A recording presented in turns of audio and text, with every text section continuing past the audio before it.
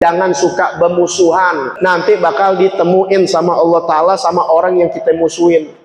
Ame bapak, ame ibu kita jangan hanya di dunia aja nih. Waktu hidup bapak kita bisa jaga kerukunan. Bapak kita udah meninggal atau ibu kita meninggal, tetap jaga kerukunan.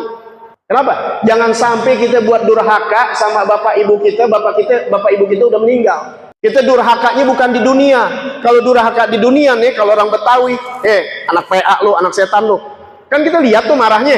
Ya kita cium tangan, maafin mak, gara-gara berantem nih. Ya biasa kan kita adik kakak suka berantem. Mak kita kan nyerocos nih. Wah, kita lihat, kita buru-buru cium tangan, karena kita takut apalagi dibilang anak durhaka lu. Nah, kita takut. Tapi bagaimana kalau bapak ibu kita udah dikubur, kita berantem, apa bapak ibu kita nggak nangis? Apa bapak kita nggak ngomong tuh dalam setan lu ya? Ini hari lu pada berantem, ngerebutin ngerebutin inilah, itulah.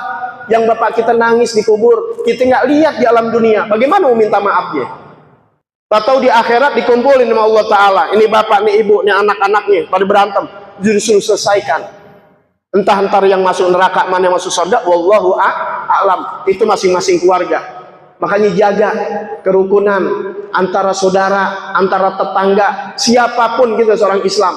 Kalau misalnya emang ini ngalah-ngalah aja udah, orang-orang surga tuh orang yang banyak ngalahnya.